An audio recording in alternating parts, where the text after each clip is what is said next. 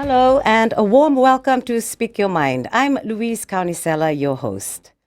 Next Thursday, December the 3rd, will be International Day of People with Disabilities. According to the WHO World Report, 15% of the world's population, or more than 1 billion people, are living with disability. International Day of People with Disabilities is an annual occasion designated to join together to support people with disability in our communities and also to raise awareness on the importance of creating a future where people living with disabilities experience equal opportunity and face no barriers in all aspects of their lives.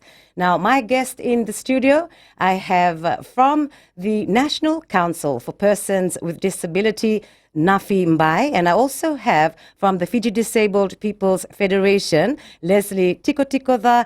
A warm welcome to the both of you.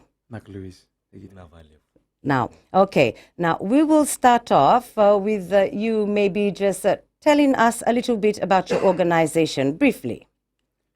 Okay, well, thank you, Louise. Just another brief explanation of the organization that I'm from. I'm from the National Council for Persons with Disabilities. I am the communications officer, and I work alongside all of the DPOs, meaning the disability providers as well, around Fiji. And we liaise a lot of times with government officials and also stakeholders in the rights for persons with disabilities. So yeah. Minaka Nafi, so maybe Leslie, you can tell us briefly about your organization as well. Thank you. I work for the Fiji Disabled People's Federation on the project on access to justice, where I co-coordinate with a few colleagues of mine on a program where we work together with justice stakeholders, the police, the correctional service, the legal aid, the correctional service, to see how the service is accessible for persons with disabilities. And also we go out to communities and do outreaches for them to understand about the rights of persons with disabilities on the Disability Act that has been passed. So that's what we do, advocate and we empower. Thank you very much. So basically you are a voice for the people living with disability. So another question, could you please share your story, both of you, of how you tapped into the services provided by the organization that you represent? So for me, Louise, I got into the disability sector in terms of a accident that I had back in 2005. I had a swimming accident where I dove inside the water and I literally broke my spine in two places.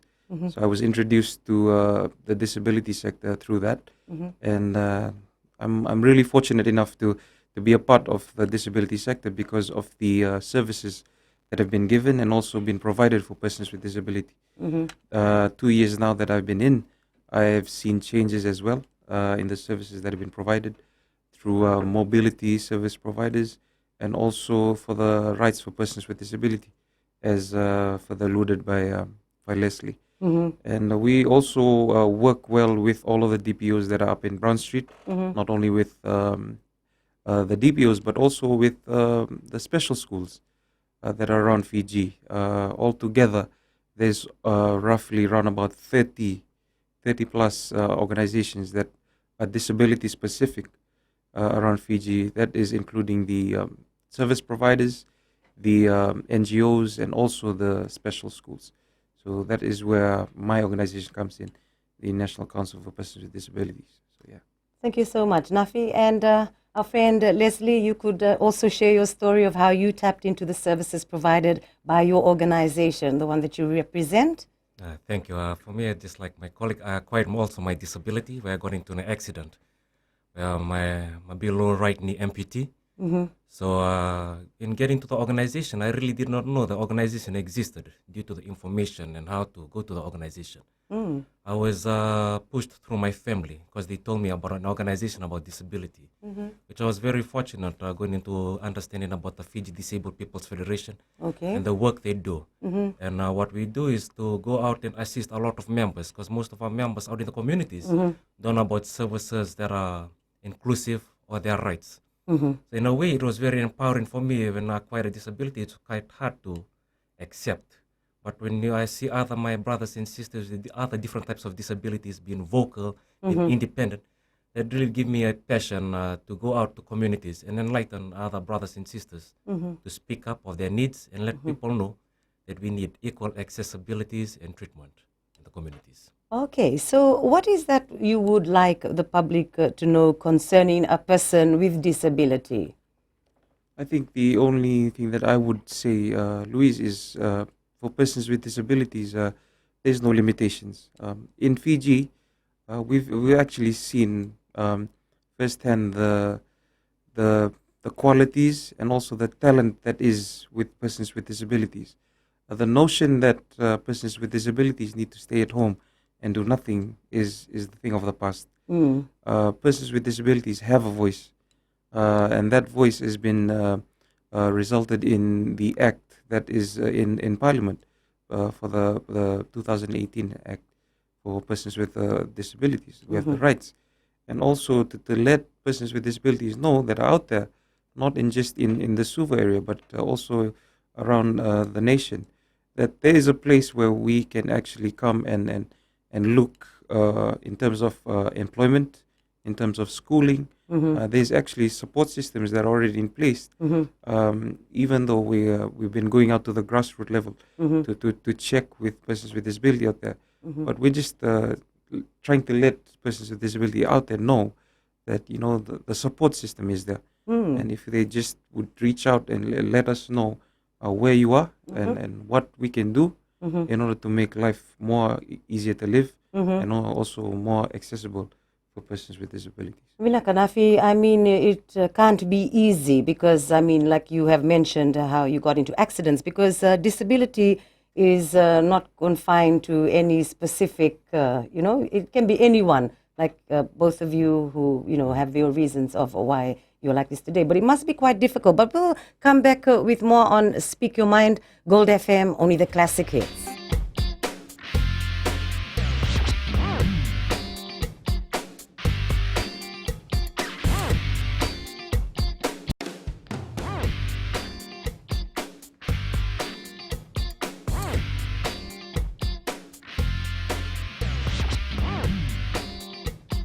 We're back on Speak Your Mind, Gold FM, only the classic hits. I'm Louise Kaunisela, your host, and my guest talking to us now, Nafi from the National Council for Persons with Disability, and also Leslie Tikotikoca. So that was a great answer that you gave, how I had asked what you would like the public to know concerning a person living with a disability. So Leslie, it is your turn now.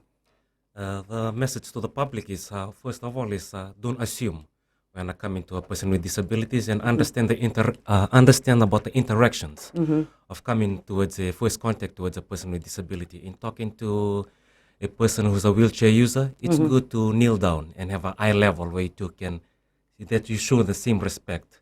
Right. When you see a vision impaired walking, we just don't go and just pull the hand just to go. First you tap by the side, automatically they'll just hold your hand, and you will walk together. Right. And getting into first contact with the deaf, use your signs. We need to respect they talk with their hands. Okay. So if you do not know how to communicate with the deaf, write it on a piece of paper, they can read. All right, yes. Thank you. If talking with mental illness, if there's a relapse, have space. Don't assume all people with mental illness are violent. They're not really all violent. Okay. But it's to respect and just to know that we all have the same opportunities. And that's really nice to know. Thank you very much. I mean, these are the things the public should know. We need to deal with everyone, with the same respect. So what are some of the problems people living with a disability face? Well, especially for Fiji. I think, Louise, one thing that we need to also just highlight that the population that we have in Fiji, there's 13.7% of the population that is living with disability. That's 3 years and above. And that's a total of around about 113,000. A lot. Yeah, that is a really lot. But, the things that we really need to eye out is just to see around the Suva area, just big thank you to Suva City Council, as we see the Okay. ramps that have been built around have been very inclusive, and that's all thanks to all of the advocating and all of the things that, as Leslie was just saying, True. with advocacy and all of the pushing Yes. to government, we totally thank, and we see the changes that are coming in. Hopefully, this will trickle down to all of the our cities, and we'll get more opportunities to come up to see the accessible side. But that's one of the issues that is always on the topic, is accessibility, and accessibility, and also for the lack of interpreters, and trying to get in touch with our deaf community, trying to get them to come out and see what issues they have also. So in terms of the issues we have, I think one of the major issues that we're facing right now is accessibility. But I know fully well that it's been addressed very very well with all of the changes that are coming up. So Yeah, I mean, especially I see with new buildings, they're actually accommodating, and so maybe just a little bit more, like for like accessibility. Maybe you can give some examples. I mean, someone might even have a business running already and don't have that accessibility. I think accessibility is quite broad, and we will dissect that accessibility into infrastructure, into information-wise, other challenges that all persons with disabilities faced. If they put it out on media, how does it trickle right down to the vision impaired, or to the deaf, or trickle right to persons with disabilities living in the community? Yeah. An example: if there's a cyclone warning and there's evacuation centers, how are they accessible to persons with disabilities? That's very And all important. different types of persons with disabilities. And we suffered from this pandemic. How did the information trickle all right down to all the different types of disabilities, even the multiple disabilities? But we are thankful there's a way forward. We are working together with government stakeholders on trying to bridge this gap. But those are challenges. There's information, the environment, and infrastructure, the challenges that are faced with persons with disabilities. Thank you for sharing that with us. Now, I spoke about how it can't be easy for you to be in this situation. How were you able to overcome, the feelings of maybe sadness, depression? How did you overcome this?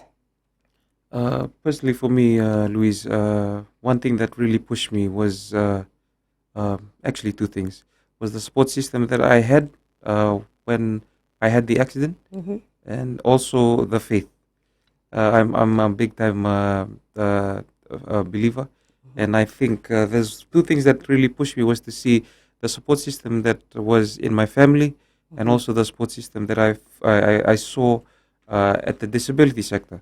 Just to see people who are on a wheelchair, going about their daily lives and actually working, having a job. To me, that was something that I thought that if you're a wheelchair user, the only place that you need to be is at home. And the notion that was when you have a disability, there's nothing else. There's no future for you. But that was actually That's wrong. It was a very very negative Yes, view of negative, I would say, everything. yes. And I really thank people who were there for the support system and telling us, this is what you can do, this is what you can achieve. If only we have the support system that are in place and in built. But yeah, for me, overcoming the disability was to have good support systems, and to have people like my friend Leslie, and people like Joshko Wakanyasi being there, and also just letting us know what can be in the future and where you can actually lead up to. So, yeah. Oh, fantastic. I'm sure you must have some people that you look up to that, give you that strength and that hope. So, Leslie, your story? It's just quite similar as my brother Nafi, the support system with family. Okay. How they encourage and motivate. And secondly, it's through faith. Like my brother shared, and because in faith, I always believe in the passion of cross. Jesus fell down 3 times. On the third day, he rose up again. So I put in my perspective, whatever I face, that it's difficult, that it's hard, I'll overcome it on the third day. And witnessing my brothers here, Nafi, Noah, the deaf, all the different types of disabilities, independently living, that let me know to discipline my emotions and Right. focus more on principles. Yes. And letting people know that the only disability is bad attitude and ignorance. We all are differently abled. Because what you can do, we can do it, but in a different way. Right. So that was a push of motivation, and it has given us a passion-driven to assist those that are in need. Yes. Because if we are having these opportunities, we always think of our brothers and sisters who do not have the same opportunity. Yes. That's why we are very passionate to push forward on people to understand about disability rights.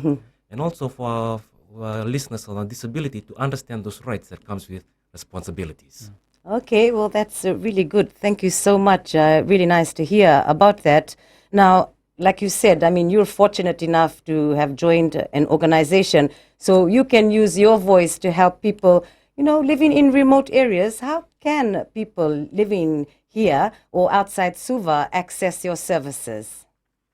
So I think the notion is to try and get to persons with disability that are out there in the remote areas, and also one way that they could also see the services that are here is to just try and call in.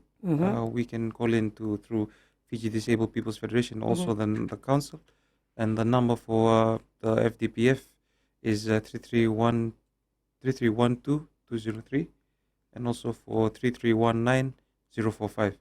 And just to ask in and call in and inquire if your daughter or your son has a disability, what services that are there, and we'll definitely be there to help out. Yeah, so what services do you have? Just very quickly, I know we've actually run out and I keep asking questions, but what are some of the services that you have?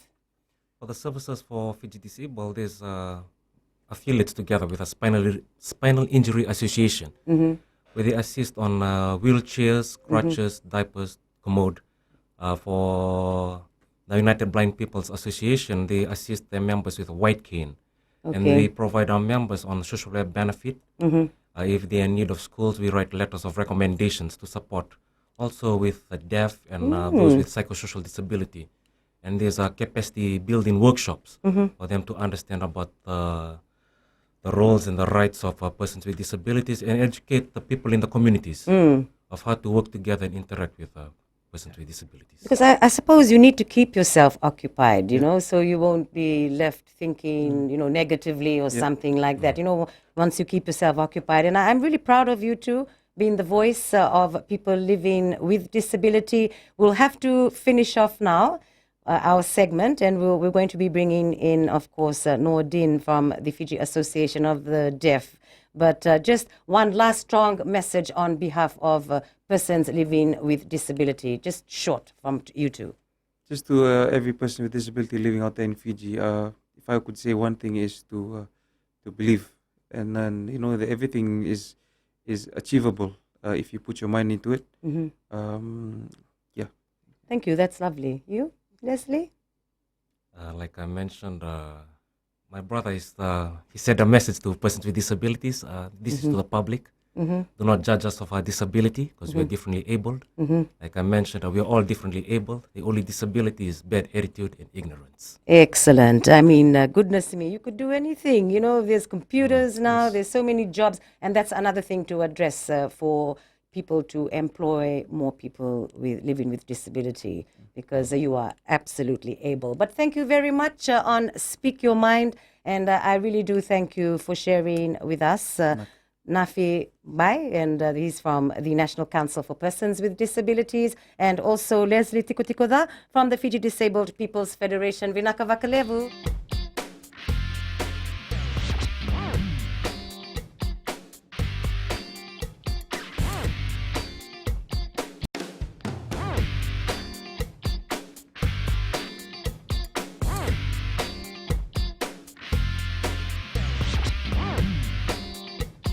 Welcome back to Speak Your Mind. Gold FM, only the classic hits. I'm Louise Kaunisela, your host. Thank you for your good company. And now I have a guest from the Fiji Association of the Deaf. This is Nordin, and he also represents the Fiji Deaf Rugby Union reps, and also Fiji Disabled People's Federation interpreter, Lorraine Tambu. A warm welcome to the both of you.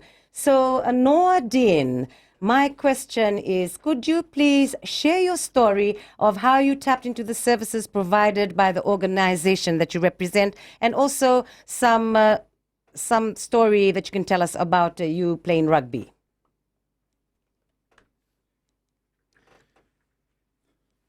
Thank you, Louise. Thank you.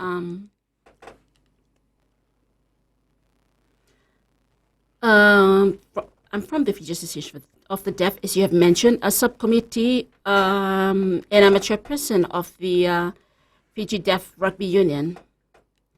And this was established in 2018.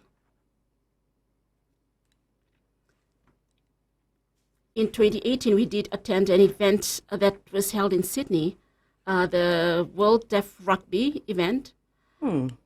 We participated in that event, and we would like to. I would like to thank the team that went. It must have been a real eye opener for our friend here, Noordin. What was his experience like?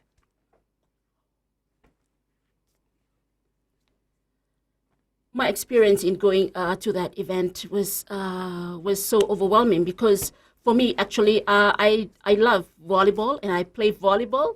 But getting into this rugby, including myself into this rugby event, it really has opened up an opportunity for me as well to learn. Okay, so obviously Noordin loves sports, because I can tell by his physique he looks fit. Yeah, so I mean that might be a great way of him passing time and doing something positive. Yes, yes. For me, I would say that some of us say that deaf people, they don't have skills. They can't do like to be included in other sports activities. But then that's an assumption that people make. We do have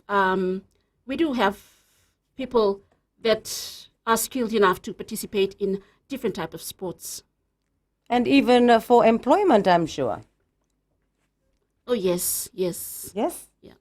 Thank you very much. Okay, so what are some of the problems people living with a hearing disability face in the country?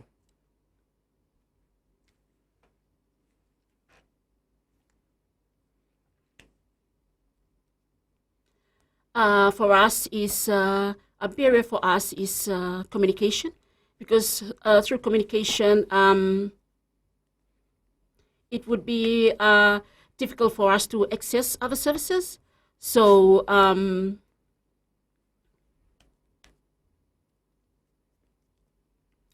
it is for us to open up this, to have accessibilities in communication, and also participating in inclusive sports in mainstream schools education, I would say.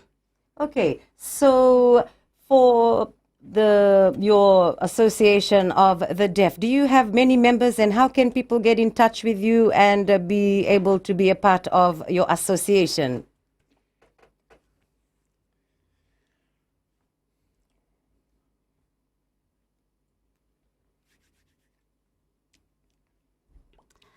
Our main office is at 3 Brown Street.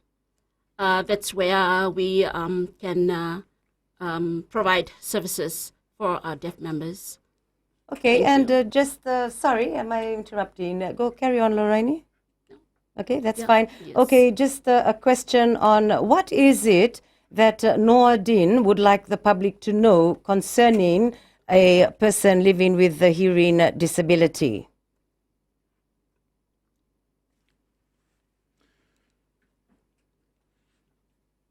Thank you. I would like the community to please, if you see a deaf person or a deaf child, to the parents and the guardians of a deaf child, we have special schools there for them. We have mainstream schools for them. They can access to education. We provide interpreters in high schools, in mainstream schools, also in all the levels of education. Don't think that communication is a barrier to us. No, we have services that we provide in order for your children to have accessibility. Thank you very much. And are you good at lip reading? I'm sure that a lot do know how to lip read. So A just little some bit, yeah. advice on when they lip read, how do they do that?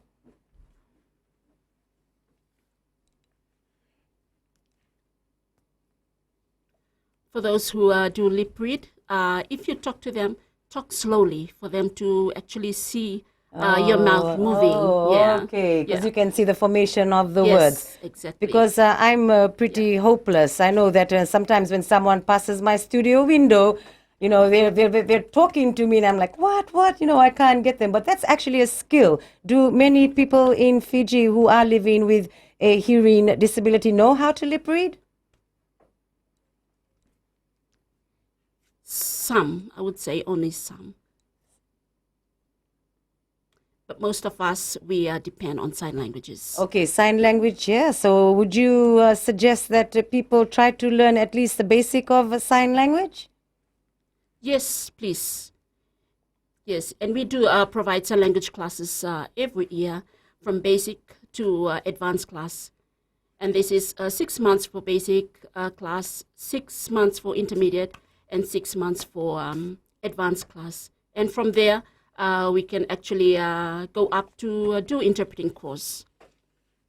And costs for the sign language classes, $70 for the 6 months.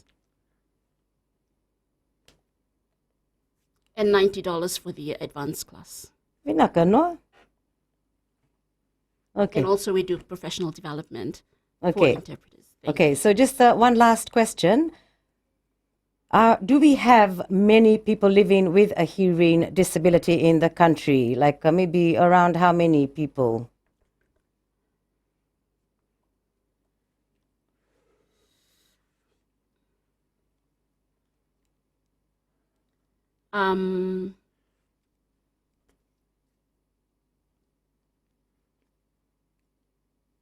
I would say maybe roughly about 2,000.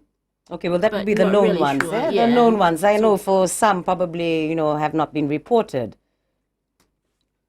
Yes. Okay, thank you. Okay, just sorry, I said that was my last question. I need Nordin, just a message to the people of Fiji on behalf of the Fiji Association of the Deaf. What would he like the public to know?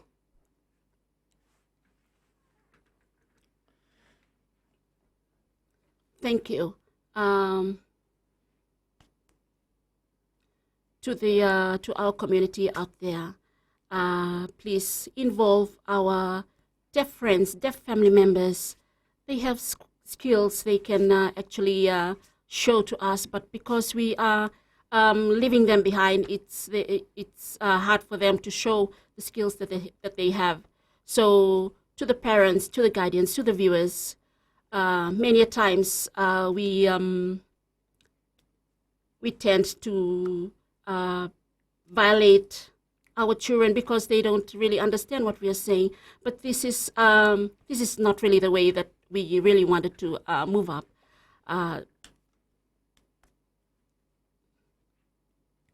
So we really need to try and learn basic sign language so that we can communicate with our deaf communities and our deaf family members out there.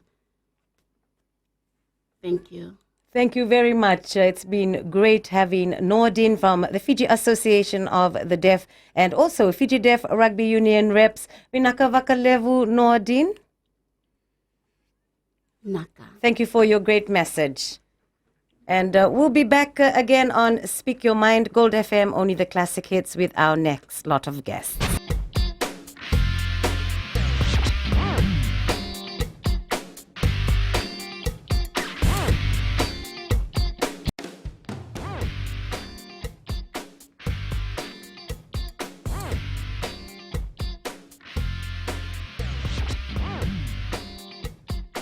Welcome back to Speak Your Mind, Gold FM, only the classic hits. Sorry for the bit of a long break, but we have with us from the government side, of course, our guest. You might like to introduce yourself, my dear. Thank you. My name is Salote. I'm actually from the Disability Unit with the Ministry of Women, Children and Poverty Alleviation. Okay, so you have a special unit. Yes, madam. Okay, that is really nice to know. And just could you please, well, anyway, we have our friend back here again, Nafi. So, I mean, you, Salote, right? You're the one who brought him back in again to support you, I suppose. But anyhow, I have a question for you. Could you briefly outline policies and legislations in the last 5 years involving persons living with disabilities? Thank you very much for the question. Fiji has come a long way. We've ratified the United Nations Conventions on the Rights of Persons with Disabilities in 2017. And in 2018, we've actually got a naturalized law. We got a local legislation known as the Rights of Persons with Disabilities Act of 2018. In 2019, we actually now have an implementation plan for the Act, which the disability sector, which comprises of the 6 disability organizations, have actually had a buy-in into it.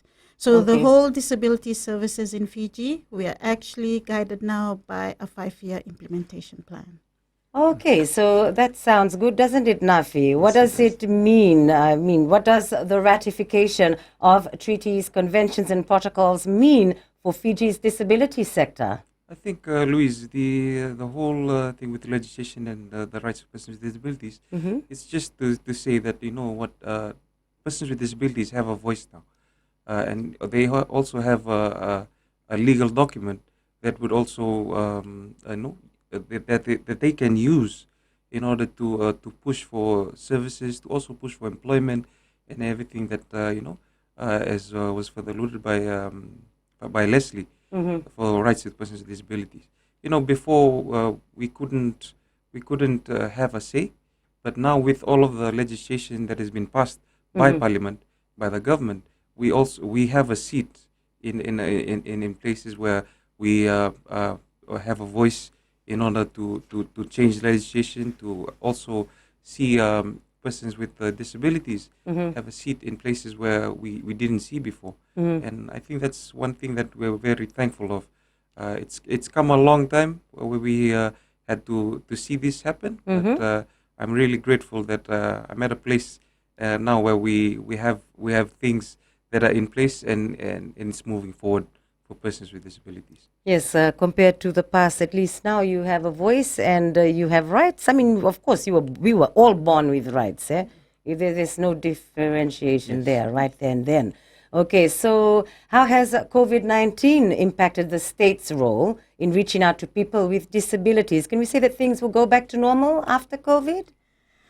Thank you for that question. I must acknowledge all the partners that the disabilities sector had during COVID-19.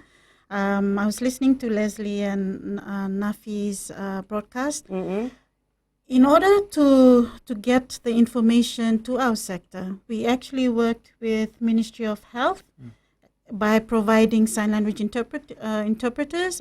We also, in the midst of COVID-19, we also had TC Herald.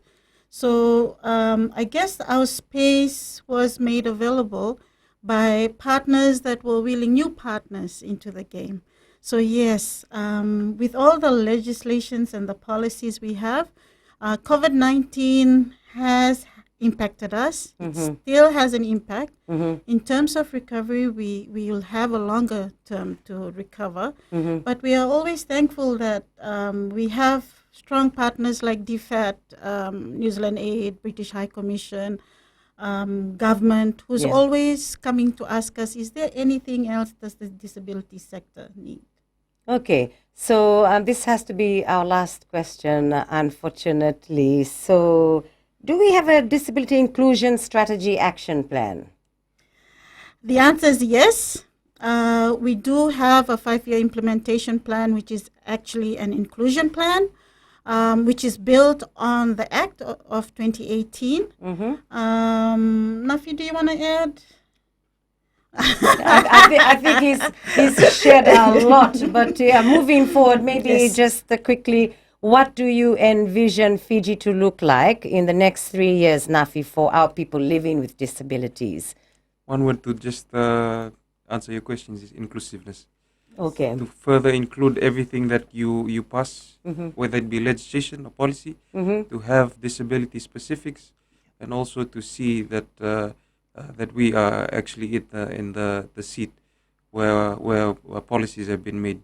Because in order to change these policies and legislation, you have to have a person with disabilities sitting in those places where policies are made. Yes, absolutely. I couldn't agree with you more. Thank you so much. Well, that's it, Salote. Thank you. Thank you so much for making time to come and talk to us about what's happening next Thursday, also about the concerns of people living with disabilities.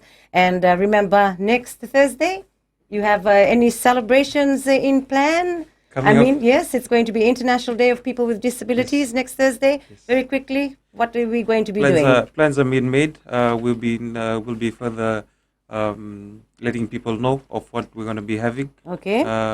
All we can say right now is going to be huge. Oh, that's good. I'm looking forward to that. All right, then. Thank you indeed, Nafi, for appearing on Speak Your Mind. It is really a pleasure to have heard about everything. But that's it on Speak Your Mind for this week. Until next week, take care. Nisa Modemanda. Look after yourself. More importantly, look out for each other. More there.